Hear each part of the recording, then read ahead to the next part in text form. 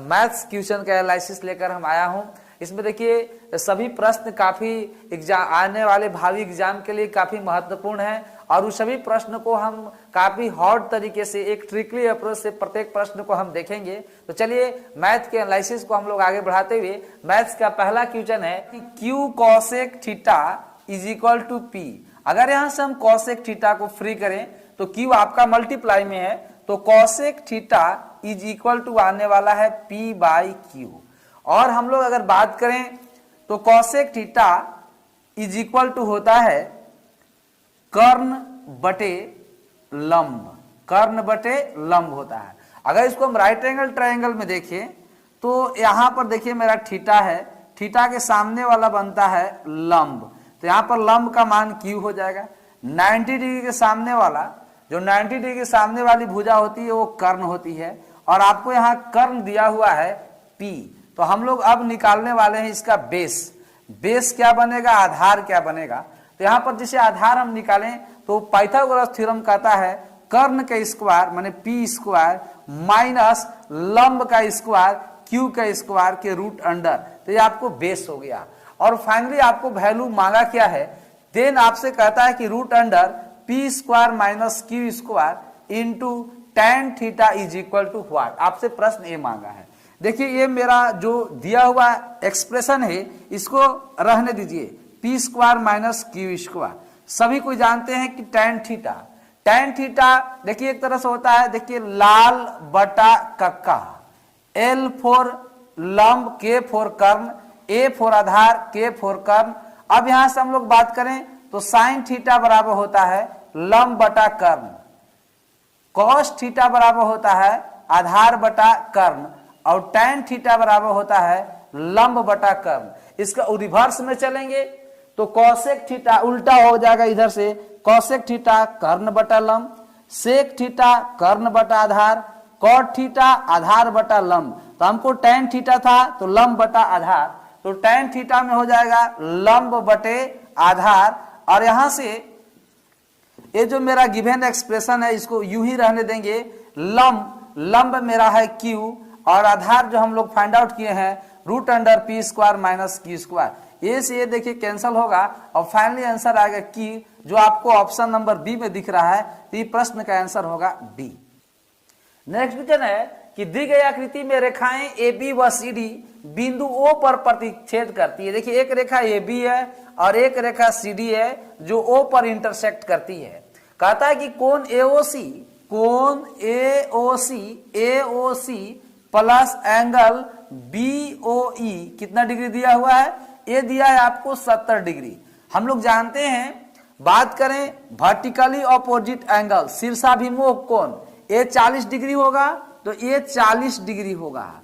शीर्षाभिमुख कोण आमने सामने कोण बराबर होते हैं। अगर इसके बाद हम बात करें AOC हमको मिल गया 40 डिग्री, तो दोस्तों हम लोग यहां से एंगल BOE फाइंड कर सकते हैं 70 डिग्री। तो एंगल BOE मेरा हो जाएगा 70 minus 40 is equal to 30 degree. ये आ गया आपका 30 डिग्री। फाइनली हम लोग अब इसकी बात करेंगे तो हम लोग जानते हैं कि एक ही रेखा पर बने कोण, एक ही रेखा पर यह हम लोग बात करें आधा चांद 180 डिग्री का होता है, या एक ही रेखा पर जितने भी रैखिक युग्म का पेयर बनते हैं सबका सम 180 डिग्री होता है। तो ये जब टोटल कितना डिग्री होगा 180 डिग्री होगा, ये टोटल 100। तो हम लोग बात करेंगे ये 40 डिग्री हो गया, ये 30 डिग्री, तो यहाँ वाला आपका एंगल बनने वाला है 110 डिग्री। तो ये एंगल यानी एंगल COE बना कितना 110 डिग्री। लेकिन आपसे प्रश्न में कहा है कि प्रतिवर्त कोण COE बताइए, प्रतिवर्त कोण बताना है मतलब रिफ्लेक्स एंगल बताना है, रिफ्लेक्स एंगल यानी प्रतिवर्ती कोण, मतलब COE का प्रतिवर्ती कोण। अभी आपको प्रतिवर्ती कोण क्या होता है, प्रतिवर्ती कोण के मान 180 डिग्री से बड़ा और 360 डिग्री से छोटा होता है, जबकि आपका कोण COE क्या निकला है, COE आपका 110 डिग्री आया है, जो 180 डिग्री और 360 डिग्री के बीच में नहीं है, मतलब अभी एंगल COE रिफ्लेक्स एंगल नहीं है। तो एंगल हमको कौन बताना है, एंगल COE का हम लोग का ये एंगल बताना है, ये वाला बाहर वाला एंगल अगर हम लोग COE की बात करें तो यहाँ से दो कोण बना रहा है, ये बनाया एक कोण, लेकिन हमको बाहर वाला बनाना है तो हम लोग जानते हैं कि एक बिंदु के चारों ओर के कोणों का योग 360 डिग्री होता है। एक बिंदु के चारों ओर के कोणों का योग कितना होता है? 360 डिग्री होता है, जिसमें हमको एंगल COE अंदर का पता है 110 डिग्री। तो प्रतिवर्त कोण अगर हम लोग बात करें प्रतिवर्त कोण COE का, तो 360 डिग्री में से बाहर वाला बताने के लिए 110 घटाना होगा। 110 सब्ट्रैक्ट करेंगे इस अंदर वाला को, तो फाइनली आने वाला है 250 डिग्री, जो आपको ऑप्शन नंबर डी में दिख रहा था। इस प्रश्न का आंसर डी होगा। हाँ, नेक्स्ट जो आया है, if 2a minus 2/a plus 3 equal to 0, then आपसे वैल्यू मांगा है, कहता है कि AQ minus 1/AQ plus 2 equal to 1। दोस्तों अगर हम AQ माइनस 1/AQ का वैल्यू फाइंड कर लें और इसके बाद उसमें अगर हम +2 ऐड करते हैं तो इस प्रश्न का हम लोग का उचित आंसर होगा। लेकिन बात करनी है कि आखिरकार AQ माइनस 1/AQ का वैल्यू हम लोग कहां से प्राप्त करेंगे। इसका वैल्यू के प्राप्त करने के लिए हम लोग के पास a माइनस 1/a का वैल्यू होना चाहिए। a माइनस 1/a का वैल्यू होना चाहिए। अगर a माइनस 1/a का अगर n वैल्यू अगर कुछ सम वैल्यू हो तो AQ minus 1/AQ, AQ minus 1/AQ, NQ minus NQ plus 3n होता है। तो यहाँ पर देखिए हम लोग क्या करते हैं, सबसे पहले इसको a माइनस 1/a का फॉर्म में लाते हैं। तो करना क्या है, 2a माइनस 2/a, जो ये +3 है, प्लस का 3 उधर जाएगा तो आपको माइनस का 3 बनेगा। इसके बाद यहां से हम 2 को कॉमन लेंगे और 2 को कॉमन लेकर उधर का डिवाइड में लगाएंगे। तो a माइनस 1/a, 2 हम कॉमन लिए और इधर 2 डिवाइड में जाएगा तो ये बनने वाला है -3/2। यहां से this is the form of a minus 1/a is equal to n का इक्वल है। और हम लोग जानते हैं कि AQ minus 1/AQ is equal to होता है NQ प्लस 3n। अगर इफ a प्लस 1/a बराबर n हो, then AQ plus 1/AQ NQ minus 3n होता है। लेकिन यहाँ पर माइनस का है तो प्लस का 3n लगेगा। Here n is equal to आपको वैल्यू दिया हुआ है -3/2 का क्यूब प्लस 3 इंटू n के प्लेस पर हम लोग -3/2 को सब्स्टिट्यूट करेंगे तो फाइनली आने वाला है -27/8 प्लस, यहां से प्लस माइनस होगा 9/2। इसके बाद हम लोग को वैल्यू चाहिए क्या, हम लोग को वैल्यू चाहिए AQ माइनस 1/AQ प्लस 2 का चाहिए, प्लस 2 का। तो इसमें हम लोग क्या करेंगे, इसी वैल्यू में -27/8 -9/2 प्लस 2 करेंगे और इसका फाइनली कैलकुलेशन करेंगे तो आपको आने वाला है -47/8, जो आपको ऑप्शन नंबर डी में दिख रहा है। तो इस प्रश्न का आंसर हो जाएगा डी। सिंपलीफिकेशन के सवाल है, हम लोग ढंग से इसको देखेंगे। तो सबसे पहले इसका कैलकुलेशन करेंगे तो हम यहां से स्टार्ट करेंगे और आप लोग को बताया गया है कि 2 प्लस 3/5, तो 5 दूनी के 10 और 3 13/5 होता है। अगर यही 2 माइनस 3/5 होता तो 5 2 जा 10 और 10 से डायरेक्ट 3 माइनस करेंगे तो 7/5 हो जाएगा। बस वही काम यहाँ पर करना है। 3 1 जा 3 में से 2 माइनस करेंगे तो 1/3 होगा, 1/3 होगा। ये देखिए आप लोग का मेन बटा है, मेन डिवाइड का है।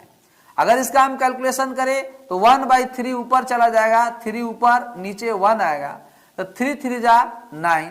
तो ये फाइनल क्या आने वाला है, तो ये फाइनल देखिए अगर हम 1 प्लस 2/3 और यहाँ का कैलकुलेशन आने वाला है, ये आएगा आपको 2/3 प्लस यहां से आपको आने वाला है 8/3, क्योंकि देखिए 3 से 3 आपका 3 3 जा 9, 8/3 बचा हुआ है, प्लस यहाँ पर क्या है 1। अब इस कैलकुलेशन को हम लोग ऐड करेंगे तो यहां से देखिए आपका एलसीएम आने वाला है 3, एलसीएम आने वाला 3 1 जा 3 और यहाँ पर प्लस 2, 3 1 जा 3, 1 2 जा 2, 3 8 और 2 10 और ये हो जाएगा 13/3। ये डिवाइड का है, ये डिवाइड में आया 13/3। जब ये ऊपर जाएगा तो रिवर्स हो जाएगा, 3 ऊपर हो जाएगा और 13 आपका नीचे हो जाएगा। यहाँ का कैलकुलेशन ये हुआ। देखिए फिर 3 से 3 कैंसल होगा, तो आपको फाइनली अब क्या आने वाला है 1/1 प्लस यहाँ पर देखिए 2 और नीचे अपॉन में आपको 13 है, 13 बन जा 13 और 2 ऐड करोगे तो 15/13, लेकिन ये डिवाइड है, ये फिर ऊपर जाएगा तो रिवर्स हो जाएगा, 13 ऊपर हो जाएगा 15 नीचे हो जाएगा, और इस प्रकार से 13/15 इस प्रश्न का आंसर होगा। आंसर बी हुआ। देखिए नेक्स्ट क्वेश्चन है कि दो संख्याएं ऐसी है जिनके बीच का अनुपात 3:5 है। दो संख्याएं हैं जिसका रेशियो दिया है 3:5 का। कहता है यदि प्रत्येक में 20 जोड़ दिया जाए, मतलब इसमें भी 20 ऐड करना है और इस संख्या में भी 20 ऐड करना है, ताकि इसका बढ़ाया जाता है तो निर्मित नई संख्याओं का अनुपात 7:9 हो जाता है।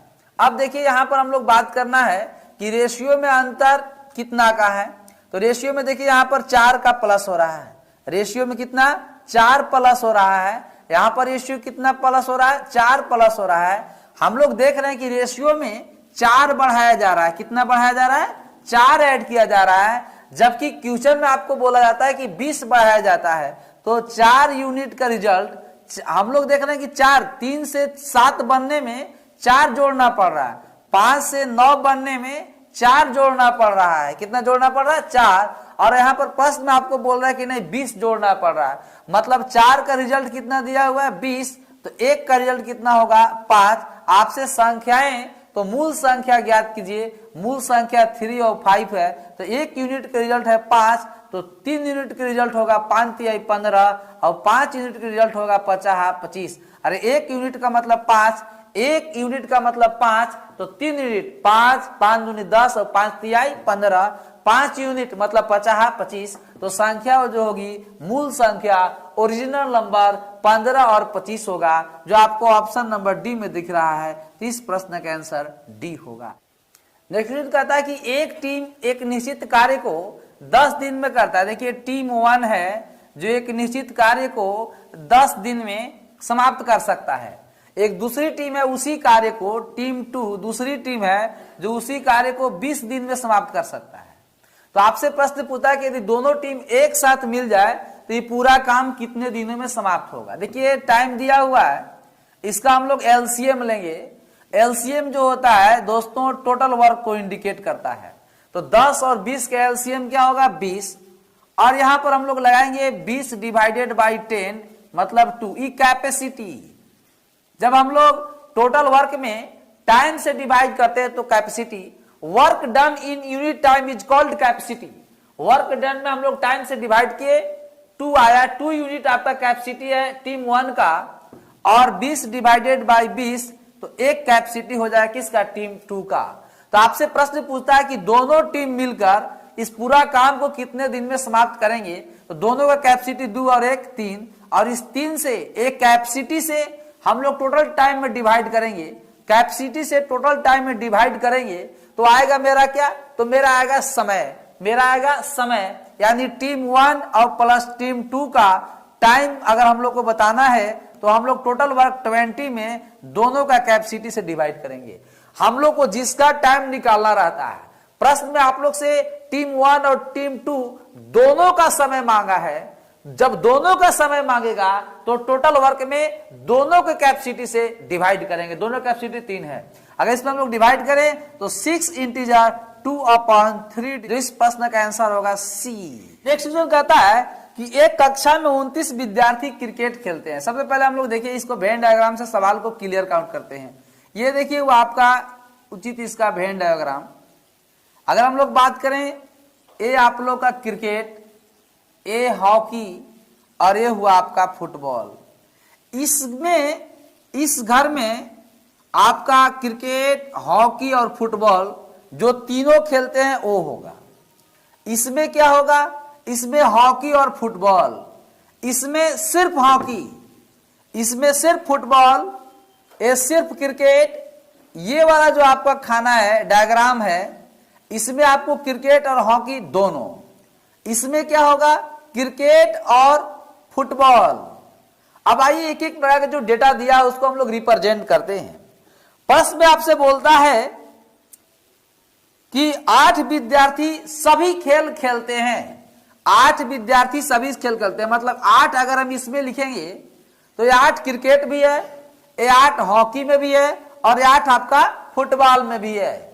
आगे आपसे बोलता है कि 12 फुटबॉल एवं क्रिकेट दोनों खेलते हैं। 12 खिलाड़ी ऐसे हैं जो फुटबॉल और क्रिकेट दोनों खेलते हैं। ये जो 8 प्लेयर लिखा हुआ है, एक क्रिकेट और फुटबॉल दोनों खेलते हैं। अगर हम 4 यहां पर जोड़ दें तो 8 और 4 12। इस खाने की हम बात करें तो इस डायग्राम में 4 और 8 12 हो गया, जो क्रिकेट और फुटबॉल दोनों। हम कहते हैं कि 8 अगर तीनों खेल खेलते हैं तो क्रिकेट और फुटबॉल तो 8 खेलते ही होंगे, तो सिर्फ क्रिकेट और फुटबॉल खेलने वाले 4 होंगे, तब 8 और 4 कितना हो जाएगा 12। तो 12 खिलाड़ी ऐसे हैं जो क्रिकेट और फुटबॉल दोनों खेलते हैं। प्रश्न में आपसे बोलता है कि 14 प्लेयर ऐसे हैं जो हॉकी और फुटबॉल दोनों खेलते हैं। हॉकी और फुटबॉल दोनों खेलने वाले 14 हैं। 8 को तो हम पहले ही दोनों खिला दिए हैं, तो सिर्फ हॉकी और फुटबॉल खेलने वाले 6 प्लेयर हैं। इसके बाद आपसे बोलता है कि 15 क्रिकेट एवं हॉकी दोनों खेलते हैं। 15 प्लेयर क्रिकेट और हॉकी दोनों खेलते हैं। 8 को तो हम क्रिकेट और हॉकी, देखिए 8 जो प्लेयर है, 8 प्लेयर जो है वो क्रिकेट, हॉकी और फुटबॉल तीनों खेलते हैं। जब वो तीनों खेलते हैं तो क्रिकेट और हॉकी दोनों तो खेलते ही होंगे। जो तीनों खेल खेल सकता है वो तो दोनों खेल खेलता ही होगा। मतलब ये 8 प्लेयर क्रिकेट और हॉकी खेल रहा है, इसका मतलब कि 7 प्लेयर और है जो क्रिकेट और हॉकी खेलता है। तभी तो 8 और 7 15 प्लेयर ऐसे होंगे जो क्रिकेट और हॉकी दोनों खेलेंगे। आगे प्रश्न में पढ़ते हैं। अब शुरुआत में कहता है कि एक कक्षा में 29 विद्यार्थी क्रिकेट खेलते हैं। क्रिकेट खेलने वाले कितने विद्यार्थी हो गए? 4, 8 12 और 7 19, मतलब 10 खिलाड़ी ऐसे हैं जो सिर्फ क्रिकेट खेलते हैं। अगर हम अब क्रिकेट की में अगर हम डायग्राम में बात करें तो टोटल खिलाड़ी 29 हो जाएंगे। 8 7 15 4 19 और 10 29 प्लेयर। 26 हॉकी खेलते हैं। 8 6 14 और 7 21 खिलाड़ी हमने हॉकी खिला दिया है, तो सिर्फ हॉकी खेलने वाले 5 खिलाड़ी होंगे। तभी तो 8 6 14 और 7 21 और 5 26 होंगे। आगे प्रश्न में कहता है कि 21 फुटबॉल खेलते हैं। 21 प्लेयर्स है जो फुटबॉल को प्ले करते हैं। 21 प्लेयर्स फुटबॉल खेलते हैं। तो 8 4 12 और 6 18, इसका मतलब 3 प्लेयर्स ऐसे हैं जो सिर्फ फुटबॉल खेलते हैं। इसके अलावा कहता है कि 2 खिलाड़ी ऐसे हैं जो कोई खेल नहीं खेलते। तो टोटल खिलाड़ी की संख्या, टोटल नंबर ऑफ प्लेयर्स मांगा है आपसे। तो 10 7 17 17 5 22 और 8 30 और 4 34 6 40 और 3 43 खेलते हैं। 43 खिलाड़ी खेलते हैं। टोटल खेल 43 खिलाड़ी, 2 खिलाड़ी कोई खेल नहीं खेलते हैं। तो टोटल नंबर खिलाड़ी कितने होंगे? 45। ऑप्शन नंबर आपके डी में दिया हुआ, इस प्रश्न का आंसर डी होगा। नेक्स्ट क्वेश्चन कहता है कि मजदूरों की एक समूह को काम पर लगाया जाता है तथा दूसरे दिन प्रतिदिन एक मजदूर काम छोड़कर चला जाता है।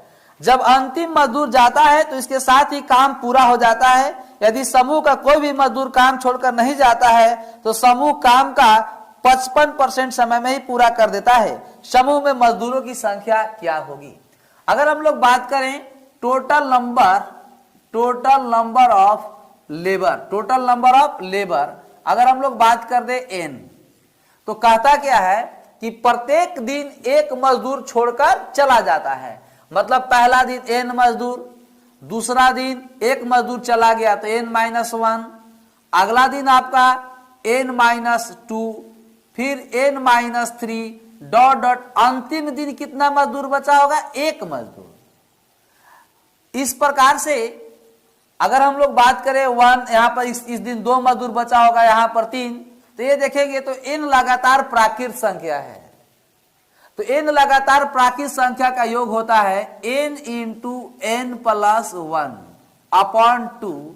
इस प्रकार से ही टोटल वर्क हुआ। और एक दूसरे तरीका से आपसे बोल रहा है कि यदि एक भी मजदूर काम पर न छोड़े, मतलब टोटल वर्क की हम लोग बात करें तो n × n मतलब n²। Now according to question कहता है कि ये वर्क जो है इसका 55% समय में ही पूरा हो जाता है। मतलब n into N plus 1/2 is equal to n square का मैंने गुना 55% यानी 55/100। यहां से देखिए इसको हम कैंसल आउट करेंगे तो n से आपका ही n कैंसल हो जाएगा, 5 से आप कैंसल आउट करेंगे तो 11, 20, 2 से करेंगे आपको 10 टाइम, 10 से मल्टीप्लाई करोगे तो 10n plus 10 is equal to 11n, और इस प्रकार से n इक्वल टू आने वाला है 10%। तो टोटल नंबर ऑफ पर्सन 10 है, जो आपको ऑप्शन नंबर डी में दिख रहा था। इस प्रश्न का आंसर डी होगा। देखिए सिंपलीफिकेशन का सवाल है। सबसे पहले हम लोग बात करेंगे दोस्तों इसमें छोटा ब्रैकेट का। छोटा ब्रैकेट का जब हम लोग कैलकुलेशन करेंगे तो पहले माइनस माइनस को एक साथ ऐड करेंगे, तो -5.4 और -3.5 ऐड होगा तो आपको आने वाला है 8.9। इसके बाद जब इसको छोटा ब्रैकेट में हम कैलकुलेट करेंगे तो 8.9 माइनस से तो आप इसको सब्ट्रैक्ट करेंगे तो आने वाला है आपको 1.8, जो कि क्या में आएगा, माइनस में आएगा। ये चूंकि माइनस वाला आपको बड़ा है और प्लस वाला छोटा है, तो जब माइनस और प्लस को जब एक माइनस में रहे एक प्लस में रहे तो घटता है और चिन्ह हमेशा बड़ा वाला का होता है, तो यहाँ पर माइनस में होगा। लेकिन इसी को आगे हम बढ़ाएंगे 0.9 माइनस 2.3 माइनस, देखिए माइनस और यहाँ का माइनस ऐड हो जाएगा तो यहाँ पर बनने वाला है प्लस 1.8। क्या बनेगा, प्लस 1.8, यहाँ का माइनस और ब्रैकेट का माइनस माइनस प्लस ऐड करोगे तो 2.3, देखिए प्लस प्लस को एक साथ हम ऐड करेंगे तो 8 और 3 11 का 1 2 1 3 4.1 माइनस 3.2, 4.1 माइनस 3.2 को अगर हम सब्ट्रैक्ट करेंगे तो आएगा 0.9, 0 होगा, जो आपको ऑप्शन नंबर सी में है। तो इस प्रश्न का आंसर सी। एक ठोस धात्विक सिलेंडर जिसका आधार का व्यास 2 सेंटीमीटर है। एक ठोस धात्विक सिलेंडर है जिसका आधार का जो व्यास है, डायमीटर दिया हुआ है 2 सेंटीमीटर, डायमीटर दिया हुआ है 2 सेंटीमीटर, रेडियस होगा इसका 1 सेंटीमीटर, और इसकी ऊंचाई दिया है आप लोग को 16 सेंटीमीटर। दोस्तों कह रहा है आप लोग से कि एक गोलाकार एक ही आकार के 12 ठोस गोले बनाए जाते हैं, तो प्रत्येक गोले का व्यास क्या होगा। देखिए इस जो सिलेंडर है इसको एज ए शेप में ढाला जाता है, उस स्फीयर में एक गोला में इसको ढाला जाता है। तो आपसे कह रहा है कि इस सिलेंडर से आपको ऐसे ऐसे 12 स्फीयर तैयार किए जाते हैं। तो आपसे कह रहा है कि इस स्फीयर का अगर हम रेडियस निकाल लें तो प्रश्न में आप लोग से इसका व्यास मांगा है, तो अगर हम रेडियस को निकाल लें तो व्यास हो जाता है 2 गुने त्रिज्या। डायमीटर जो होता है वो रेडियस का डबल होता है। इसका मतलब देखिए कोई भी ठोस आकृति का हम लोग ठोस आकृति का आयतन को कभी नहीं बदल सकते हैं। ठोस आकृति का हमेशा जो होता है हम लोग आकार को बदल सकते हैं, आयतन को नहीं बदल सकते। जो इसका आयतन है, इसका आयतन क्या होगा, पाई आर स्क्वायर 1 का स्क्वायर इंटू एच आपका है 16, और ये जो बराबर होगा इसका 12, क्योंकि ऐसे ऐसे 12 आयतन गोले बने हैं तो 12 इंटू गोला का वॉल्यूम होता है 4/3 पाई आर क्यू। तो आर हमको नहीं पता है, आर ही तो हमको फाइंड आउट करना है। अब यहां सब लोग कैलकुलेशन करें तो पाई से पाई कैंसिल होगा, ये तो 1 ही रहेगा। यहां से हम लोग कैलकुलेट करेंगे तो 4 4 जा 16, 4 3 जा 12, 3 से 3 cancel, R Q is equal to आने वाला है 1, इसलिए आर इजकल टू हमको 1 प्राप्त हुआ। चूंकि हम लोग का इस गोले का, चूंकि बोला है कि ये सिलेंडर 12 गोलों में बांट दिया जाता है, तो एक गोला का जो वॉल्यूम होगा अगर उसमें हम लोग 12 से मल्टीप्लाई कर देंगे तो सिलेंडर यानी बेलन के वॉल्यूम के बराबर होगा। अभी हम लोगों ने आर प्राप्त किया, मतलब जो स्फीयर है उसका रेडियस प्राप्त किया, हमको डायमीटर मांगा है और डायमीटर रेडियस का दुगना होगा, तो 1 × 2 मतलब 2 सेंटीमीटर। नंबर ए है। नेक्स्ट क्वेश्चन आया, निम्न में से कौन सी भिन्न 3/4 से बड़ा, 3/4 से बड़ा और 5/6 से छोटा होता है। देखिए एक बात हम करें, यहां पर डिफरेंस है आपको 1 का, यहां पर भी डिफरेंस है आपको 1 का, और ये सबका सब प्रॉपर फ्रैक्शन है। और ऑप्शन में भी देखिए तो टोटल ऑप्शन जो है आपका प्रॉपर है। 1/2 भी प्रॉपर फ्रैक्शन है, 2/3 भी प्रॉपर फ्रैक्शन है, 4/5 भी प्रॉपर फ्रैक्शन है और 9/10 भी प्रॉपर फ्रैक्शन है। और एक हम आपको बताए होंगे यहाँ पर सब में डिफरेंस आपका 1 का है, सभी फ्रैक्शन में डिफरेंस आपका 1 का है। और प्रॉपर फ्रैक्शन में अगर अंश और हर का डिफरेंस अगर सेम होगा, अगर प्रॉपर फ्रैक्शन हो और इक्वल डिफरेंस हो न्यूमरेटर एंड डिनोमिनेटर का, अगर सबका सब प्रॉपर फ्रैक्शन हो और इक्वल डिफरेंस हो, अंतर बराबर हो किसका, न्यूमरेटर का और डिनोमिनेटर का, तो इस स्थिति में हम लोग पढ़े हैं कि अगर न्यूमरेटर अगर बड़ा होगा तो वो भिन्न बड़ा होगा, न्यूमरेटर बड़ा होगा तो भिन्न बड़ा होगा, न्यूमरेटर अगर छोटा होगा तो भिन्न छोटा होगा। तो देखिए 3/4, यहां भी अंतर 1 का है, यहां भी अंतर 1 का है, तो 3 मेरा छोटा है, 3/4 छोटा है, 5/6 बड़ा है। इसके बीच में 1/2 आपका न्यूमरेटर छोटा हो गया तो इस 3/4 से भी पीछे रहेगा, इसलिए आंसर फ्लॉप। 2/3 चूंकि अंतर 1 का है और अंश इसका छोटा हो गया, 3 से भी छोटा है, मतलब ये बीच में नहीं जाएगा, ये भी छोटा हुआ। तो यहां से आप देखेंगे 9/10 5 से भी बड़ा हो गया, इसलिए ये तो 5/6 से भी बड़ा होगा, इसलिए ये भी आंसर नहीं होगा। इसके बीच में कौन लाइज करेगा, 4/5 जो आपको ऑप्शन नंबर सी में दिख रहा है, इसका आंसर सी हो। नेक्स्ट क्वेश्चन कहता है कि 8 रुपए प्रति किलो मूल्य वाले कितने केजी गेहूं को 5 रुपए प्रति किलो वाले 36 केजी चावल के साथ मिलाया जाए कि मिश्रण को 7.20 प्रति केजी की दर से बेचने पर 20% का लाभ प्राप्त हो, 20% का लाभ प्राप्त हो। देखिए मिश्रण का सवाल है, 8 रुपए प्रति केजी और इसके बाद कह रहा है कि 5 रुपए प्रति केजी। 5, देखिए 2 तरह के चावल हैं, एक 8 रुपए पर केजी वाले हैं, एक 5 रुपया पर केजी चावल है।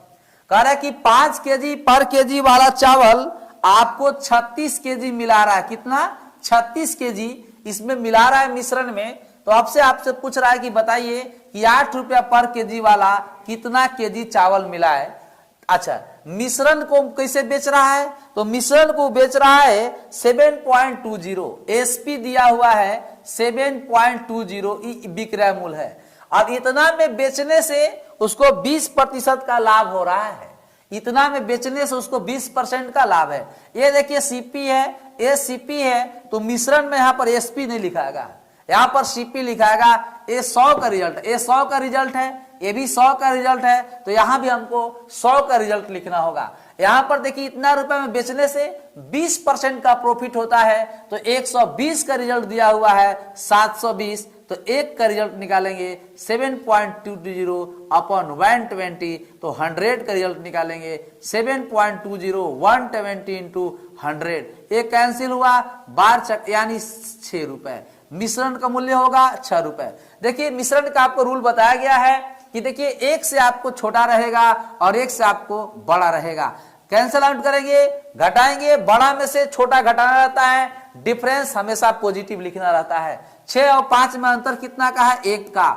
6 और 8 में अंतर कितना का है, 2 का। अब आपसे यहां से पूछा है कि 5 रुपए केजी वाला 2 का रिजल्ट दिया है आपको 36, 2 का रिजल्ट दिया आप लोग को 36, 2 का रिजल्ट दिया है 36, तो 1 का रिजल्ट होगा 18 केजी। यही तो मेरा 1 है और यही एक 8 रुपया प्रति केजी वाला है, इसलिए इस प्रश्न का आंसर होगा 18 केजी, जो आपको ऑप्शन नंबर सी में दिख रहा है। इस प्रश्न का आंसर सी हो। प्रिंसिपल दिया है 12,500, अमाउंट दिया है 15,500। हम लोग देखिए यहाँ से पी और ए का रेशियो निकालेंगे। 12,500 प्रिंसिपल है, अमाउंट है 15,500।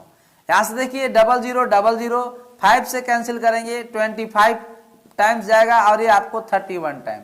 यहाँ पर ब्याज कितना जनरेट हुआ, ब्याज आपको 6 रुपया जनरेट हुआ 25 पर। यहाँ से हम लोग 80% निकाल सकते हैं, तो ब्याज 6, इसको बोलते हैं एसआई की दर, एसआई की प्रभावी दर बोलते हैं, इफेक्टिव रेट ऑफ एसआई।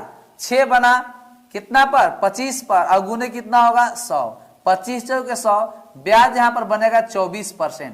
लेकिन ये 80% का माना है 24%, जिसमें आपको टाइम दिया हुआ है 4 इयर्स, तो यहाँ पर हम 4 से इसमें डिवाइड लगा देंगे तो हमको सिर्फ रेट निकलेगा। R बराबर 24/4 इज इक्वल टू 6%, जो आपको ऑप्शन नंबर डी में दिख रहा है। इसका आंसर डी होगा। नेक्स्ट क्वेश्चन आ गया है, कहता है एक कक्षा X है और एक कक्षा आप लोग का Y है। कक्षा X में 24 विद्यार्थी फर्स्ट आए हैं, कितना में? 30 में। और कक्षा Y में 28 विद्यार्थी फर्स्ट आए हैं 35 में। यहां से हम लोग बात करें कि कितने भाग फर्स्ट डिवीजन आए हैं, तो 6 चौके 24 और 6 पचे 30, 4/5, मतलब टोटल 5 स्टूडेंट में 4 बच्चे फर्स्ट आए हैं क्लास X में। यहां पर हम लोग देखें तो ये भी कैंसिल आउट करेंगे तो 4 और 5। यहां भी होगा कि क्लास Y में भी 5 स्टूडेंट में से 4 स्टूडेंट क्या किए हैं? फर्स्ट डिवीजन आए हैं। अगर इसको परसेंटेज में हमको याद रहे, ये दोनों फ्रैक्शन आपस में परसेंटेज फ्रैक्शन का ही ट्रांसफॉर्म रूप है। यही फ्रैक्शन आगे चलकर क्या बनेगा? परसेंटेज। जब इसको हम लोग परसेंटेज में चेंज करेंगे तो 100 से मल्टीप्लाई करेंगे। अब ऐसे भी 4/5 आपका होता है 80%, और इसका भी 4/5 80%। मतलब दोनों क्लासरूम में फर्स्ट डिवीजन वाले छात्रों की प्रतिशत बराबर होगी, मतलब दोनों कक्षा में परसेंटेज बराबर होगा, जो ऑप्शन नंबर सी में होगा। नेक्स्ट कहता है कि इतिहास की परीक्षा में संपूर्ण कक्षा का औसत 80 अंक था। यदि 10 विद्यार्थियों ने, देखिए अगर हम टोटल स्टूडेंट अगर हम 100 कर ले और इसमें से 100 में से 10% छात्र जो है वो 95, तो 100 का 10% 10 होगा, 100 का 10% 10 होगा, तो 10 छात्र जो है वो 95 लाए, तो टोटल अंक 95 गुने 10। इसका 20% छात्र कितने होंगे? 20। 100 का 20% छात्र कितने होंगे? 20। और इन्होंने 90 अंक लाया, तो एक बच्चा जब 90 अंक लाया तो 20 बच्चा का टोटल मार्क्स 20 × 90। अब 10 और 20 बच गए बच्चे कितने? 70 बच्चे बच गए। तो इनका आपसे कह रहा है कि अंकों का, बाकी विद्यार्थियों का अंकों का औसत कितना था, बाकी विद्यार्थियों का अंकों का औसत कितना था। तो अगर हम औसत, इन बच्चों का औसत को अगर हम x मान ले तो 70 गुने x कितना हो जाएगा? 70 गुने x। जबकि टोटल 100 का औसत 80 दिया हुआ है, तो टोटल मार्क्स हो जाएगा 100 गुने 80। 100 गुने 80, जब इसको आप कैलकुलेट करेंगे 950, यहां पर कैलकुलेट करेंगे 1800 प्लस 17x इक्वल टू 8000। यहां से हम लोग 17x के मान निकालेंगे, तो यहां से आने वाला ऐड करेंगे 2750 जाकर उधर आपको घटेगा 8000 में से अगर हम 2750 घटाएंगे, जब ये सब्ट्रैक्ट होगा तो आएगा 5250 x इक्वल टू, ये डिवाइड का लगेगा, 0 से 0 कैंसिल आउट, 7 से डिवाइड करेंगे 75, तो उसका औसत अंक होगा से 70 विद्यार्थियों का 75, जो आपको ऑप्शन नंबर सी में इसका आंसर सी होगा।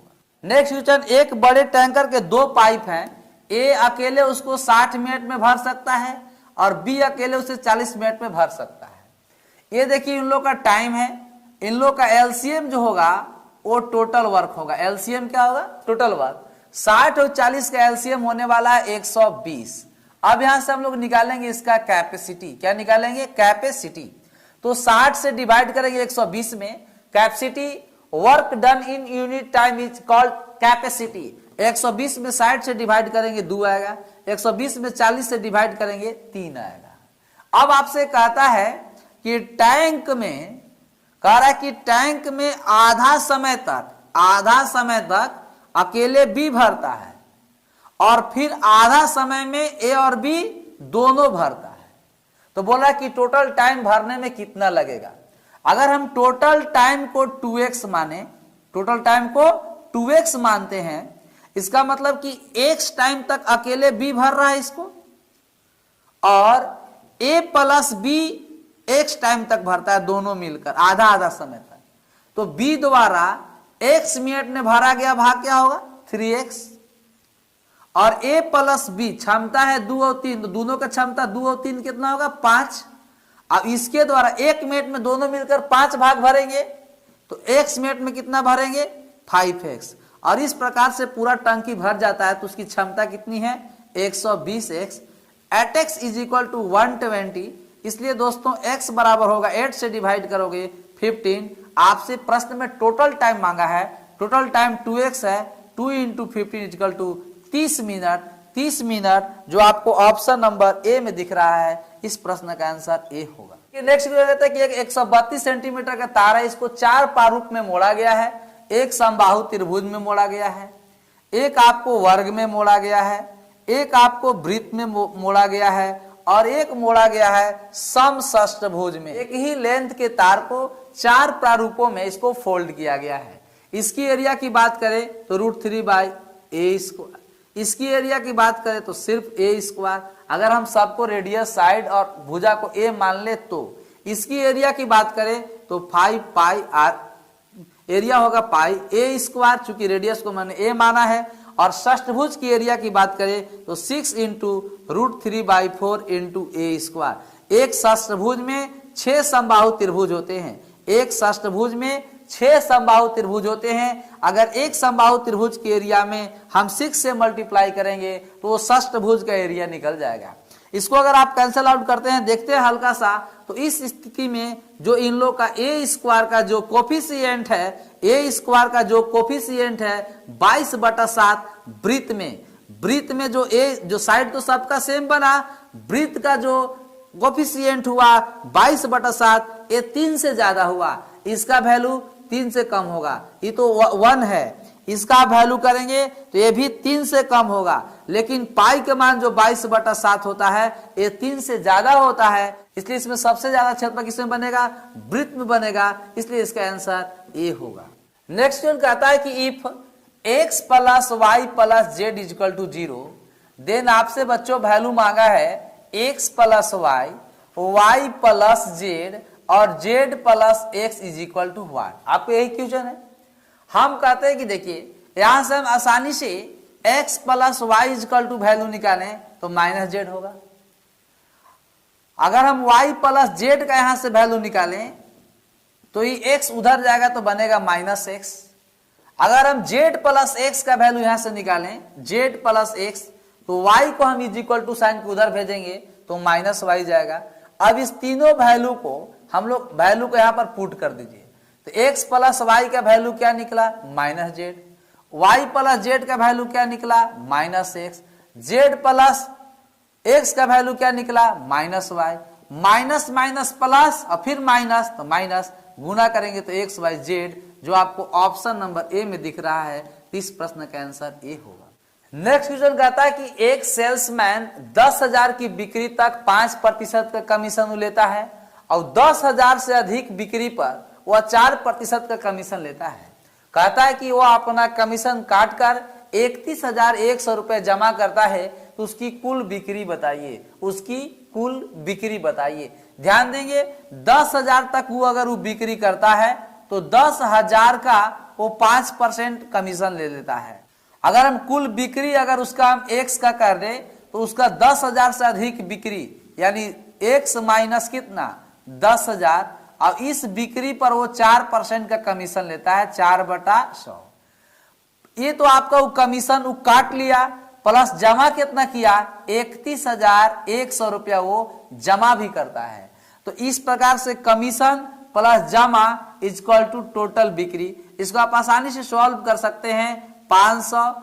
इसको आप अगर आप मल्टीप्लाई करेंगे तो आपको आने वाला है 4 से कैंसिल आउट करेंगे तो 25 तो यहाँ पर होने वाला है x/25 माइनस यहाँ पर आपका हो जाएगा 400 प्लस 31,100 बराबर x। फाइंड x का मान प्राप्त करेंगे तो 32,500 आएगा, जो उसका टोटल बिक्री होगा, जो ऑप्शन नंबर बी में इस प्रश्न का आंसर बी होगा। नेक्स्ट क्वेश्चन कहता है कि x³ + a + x² minus b-2 into x-6 तो का 2 गुणनखंड दिया हुआ है। एक गुणनखंड है x + 1, अब एक गुणनखंड दिया है x-2, तो फैक्टर काटती है। अगर हम यहां से x + 1 चूंकि इसको काटेगी तो फैक्टर = अगर हम 0 लेते हैं तो x बराबर -1, इस इक्वेशन को सेटिस्फाई करेंगे। इस x का मान अगर इस -1 अगर हम पुट करते हैं तो इस इक्वेशन को सेटिस्फाई करेगा। यानी x बराबर -1 रखेंगे इसमें तो ये वैल्यू किसके बराबर हो जाएगा, 0 के बराबर हो जाएगा। x के मान यहाँ पर जब आप पुट करेंगे तो फाइनली बनेगा a plus b is equal to 8, equation first. Again एक फैक्टर दिया है x -2, एक x -2 एक फैक्टर है और फैक्टर हमेशा एक्सप्रेशन को व्यंजक को काटती है। जब x -2 इसको काटेगी यानी फैक्टर को अगर हम लोग 0 से इक्विवेलेंट करेंगे तो x बराबर 2 आएगा और जो x बराबर 2 है इस इक्वेशन को, इस व्यंजक को सेटिस्फाई करेगा। मतलब इसमें अगर हम x के मान 2 पुट करेंगे तो ये वैल्यू 0 बन जाएगा, ये वैल्यू 0 बन जाएगा। जब इसमें हम 2 पुट करेंगे तो एक्सप्रेशन होने वाला है 2a - b = -5। इसके बाद दोस्तों हम now solving equation first and second, we find the value of a and b। a और b का वैल्यू पुट करेंगे, ऐड कीजिए, b से b कैंसिल होगा, ये 3a हो जाएगा। इसको ऐड करेंगे तो 8 में और -5 ऐड होगा तो 3, इसलिए यहाँ से a का मान 1। a का मान यहाँ पर पुट करेंगे तो b आपको आने वाला है 8 - 1 यानी b हो जाएगा 7, यानी 1 और 7 जो आपको ऑप्शन नंबर बी में दिख रहा है, इस प्रश्न का आंसर बी हो जाएगा। नेक्स्ट क्वेश्चन कहता है कि इफ x + 1/x बराबर 3, देन आपसे वैल्यू मांगता है x की power 4 + 1/x² divided by x³ - 3x + 1। दोस्तों इसमें करना क्या है, ये ऊपर का पार्ट आपका देखिए अंश है, न्यूमरेटर है, और नीचे का पार्ट आपका हर है, डिनोमिनेटर है। आप अंश और हर दोनों में x का डिवाइड लगा दीजिए तो x/4 + 1/x² अपॉन x, और नीचे भी आप लोग x का डिवाइड लगाइए, x² - 3x + 1/x। जब इसमें हम लोग x का डिवाइड लगाएंगे तो ये x जब x को पावर 4 को जब डिवाइड करेगा तो बचेगा x³ और जब ये x से डिवाइड होगा तो नीचे हो जाएगा 1/x³ अपॉन इस x से इस x में हम डिवाइड करेंगे तो x और इस 3x में x से डिवाइड करेंगे -3 + 1/x। दोस्तों x + 1/x बराबर 3, देन हम लोग जानते हैं x³ + 1/x³ होता है n³ - 3n, n³ - 3n। अब यहां से n का वैल्यू हम सब्स्टिट्यूट करें तो 3 का क्यूब -3 × 3 ये हो जाएगा 27 - 3 3 = 9, 27 में से 9 को सब्ट्रैक्ट करूंगा तो आएगा 18। क्या आएगा 18। देखिए इधर तो हमको आगे बढ़ना ही नहीं चाहिए था, अगर चूंकि इधर ऊपर क्या आएगा उससे मतलब नहीं है। यहां पर हम देख रहे हैं कि x + 1/x ही आपको 3 दिया है, x + 1/x ही 3 दिया है तो नीचे ही 3 - 3 यानी 0 हो जाएगा। और किसी भी फ्रैक्शन का अगर हर नीचे डिनोमिनेटर ही 0 हो जाएगा तो 0 से अगर सम वैल्यू में आप डिवाइड करोगे तो आना है क्या, इनफाइनाइट। तो ये अभी काम आप लोग को नहीं करना था, ये भी काम आपको टाइम पास कर दिया। इसलिए अगर किसी भी फ्रैक्शन का नीचे ही मेरा 0 आ गया, x + 1/x यहाँ पर 3 था और 3 में से हम 3 को सब्ट्रैक्ट करेंगे, नीचे आपको 0 आएगा। इसलिए फाइनल वैल्यू को 0 से डिवाइड करने पर इनफिनिट आता है, जो आपको ऑप्शन नंबर बी में इसका आंसर बी होगा। कहता है कि एक फल विक्रेता 8 रुपए प्रति 5 फल में 300 संतरा खरीदता है और एक सेब को 5 रुपया यानी 5 रुपया में प्रति 2 फल में वो 300 फल बेचता है। मतलब जितना वो सेब संतरा खरीदता है उतना ही संतरा बेचता है। तो इसका 300 तो कांस्टेंट है। हम लोग इसमें बात करेंगे एक का सीपी और एक का एसपी निकालेंगे। एक संतरा का सीपी निकालेंगे, एक संतरा का हम लोग एसपी निकालेंगे। यहां से एक संतरा का सीपी क्या हो जाएगा 8/5।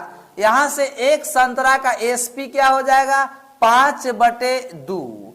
अब यहां से हम लोग क्या करेंगे दोस्तों, 5 और 2 का एलसीएम लेंगे तो 5 और 2 का एलसीएम हो जाएगा 10। अब हम 10 से इसमें मल्टीप्लाई करेंगे। क्यों, हम फ्रैक्शन हटाना चाह रहे हैं, और जब एक रेशियो में सिमिलर चीज से एक ही चीज से मल्टीप्लाई किया जाए तो कोई फर्क नहीं पड़ता। इसलिए एलसीएम 10 से मल्टीप्लाई करेंगे, यहां भी और यहां भी, तो हो जाएगा आप 5 दूनी 10 16 हो जाएगा, 2 × 5 = 10 25 हो जाएगा। तो आप देख रहे होंगे कि इस स्थिति में सौदा में क्या हुआ, प्रॉफिट हुआ। इस स्थिति में प्रॉफिट कितना हुआ, प्रॉफिट हमको लगा 9 का। यहां से हम लोग निकालने वाले हैं profit percent. Profit percent 9 profit हुआ कितना पर, सीपी पर। प्रॉफिट परसेंट, लॉस परसेंट हमेशा सीपी पर निकलता है 16 इंटू 100। यहां से काटेंगे हम लोग तो ये आने वाला है 56.25। एक ही ऑप्शन में हमको प्रॉफिट दिख रहा है इतना परसेंट, इसलिए अब बेवजह आगे हम लोग टाइम पास नहीं करेंगे। ऑप्शन नंबर ए इसका आंसर हो। नेक्स्ट जो कहता है कि if tan x plus Y into गुना है tan x minus Y is equal to 1।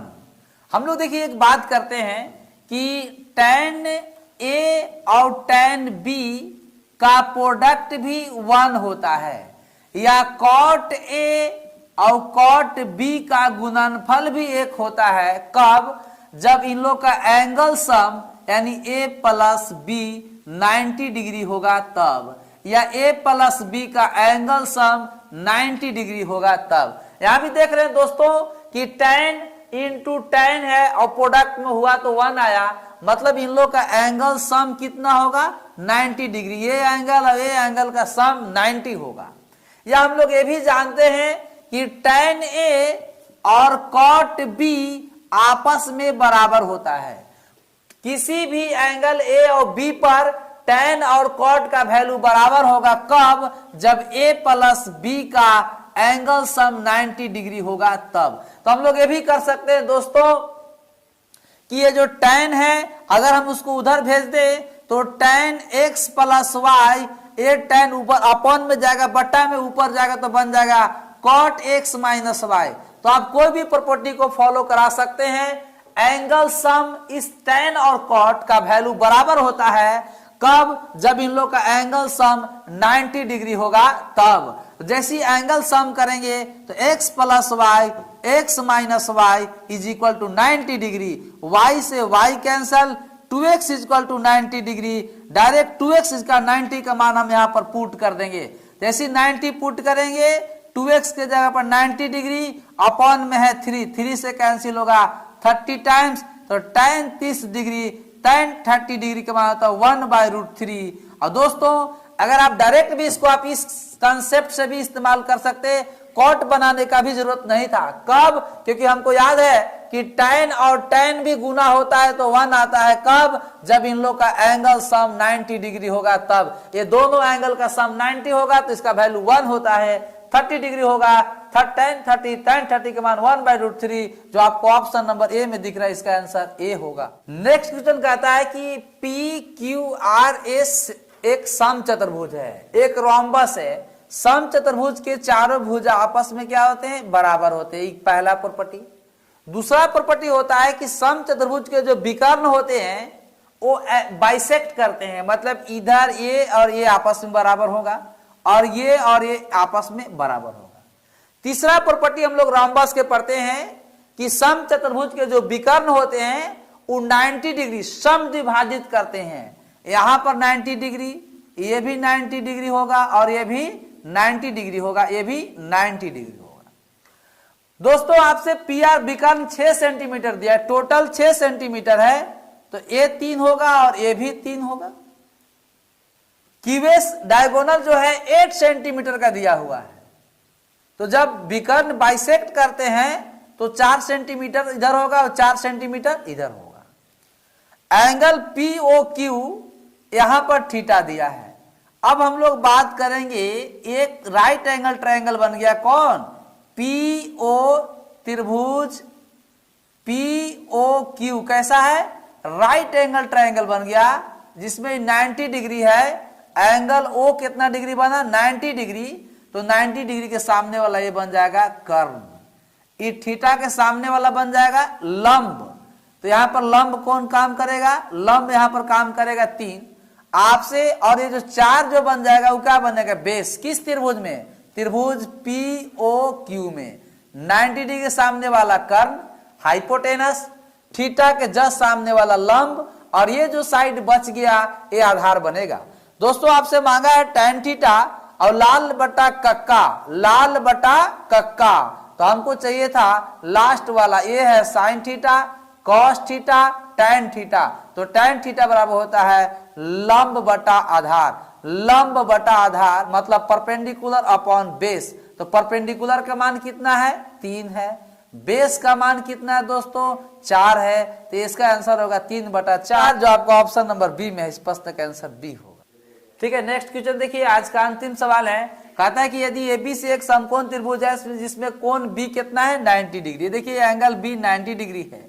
हम लोग जानते हैं कि 90 डिग्री के सामने वाला भुजा कर्ण होती है, एक कर्ण है, और वो AC आपको दिया हुआ है। कर्ण जो AC है इसकी वैल्यू आपको दी हुई है 2√5।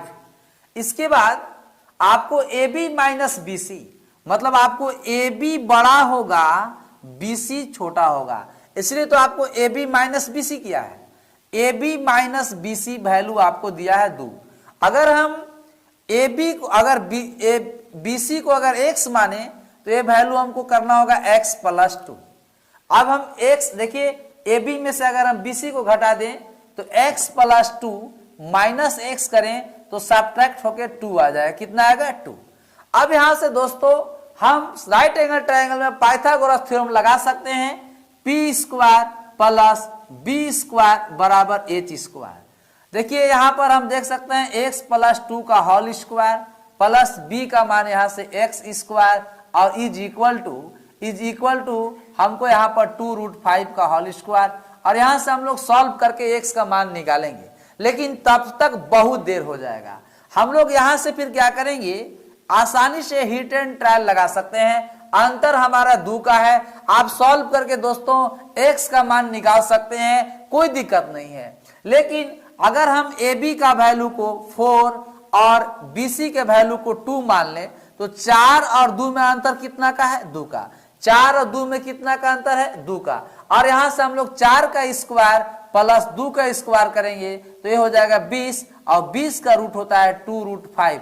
यानी हमको यहां से आसानी से यहां से मिल चुका है 4, 2 और 2√5, यानी समकोण त्रिभुज के तीनों भुजा हमने निकाला। अगर हम एंगल ए की बात करेंगे, राइट एंगल ट्रायंगल में जिस एंगल की बात की जाती है उसका सामने का कोण लंब बनता है। अगर एंगल ए की हम बात करेंगे तो इसमें लंब मेरा 2 होगा। 90 डिग्री के सामने वाला कर्ण होता है, और जो बच गई भुजा वो बेस आधार होती है। अगर हम एंगल सी की बात करेंगे तो एंगल सी के सामने मेरा आएगा AB, यहां पर AB लंब होगा। AC कर्ण, कर्ण हमेशा समकोण त्रिभुज में कर्ण हमेशा फिक्स होता है। लंब और आधार राइट एंगल ट्रायंगल में परपेंडिकुलर और बेस सिचुएशन यानी थीटा यानी एंगल के अकॉर्डिंग चेंज करता है, लेकिन हाइपोटेनस हमेशा सेम होता है। 90 डिग्री के सामने वाला हमेशा कर्ण होता है। एंगल ए के रेस्पेक्ट में ये perpendicular A base, angle C के रेस्पेक्ट में A B perpendicular BC base. अब यहां से हमको cos² A मांगा है, तो cos² A, तो A के रेस्पेक्ट में ये मेरा लंब, A आधार और एक कर्ण बना। cos थीटा बराबर होता है B/h। यहां पर B क्या बनेगा मेरा, B बनेगा 4 और H बनेगा 2√5 का whole square, minus cos C के रेस्पेक्ट में बेस बनेगा 2 और कर्ण बनेगा 2√5 का होल स्क्वायर। 2 4 जा 2, यहां से आने वाला है 4/5, यहां से आने वाला है 1/5। घटाओगे बच्चों तो आएगा 3/5, जो आपको ऑप्शन नंबर ए में है। तो आज के लिए बस इतना ही। आप लोग लगातार जुड़े रहे हमारे साथ और अपने तैयारी को करें मजबूत। ये जितने सारे प्रश्न हैं ये भावी परीक्षाओं के लिए भी काफी इंपॉर्टेंट है, महत्वपूर्ण है, जो काफी अपने और सटीक और सुलझे तरीके से मैंने बताया है। धन्यवाद।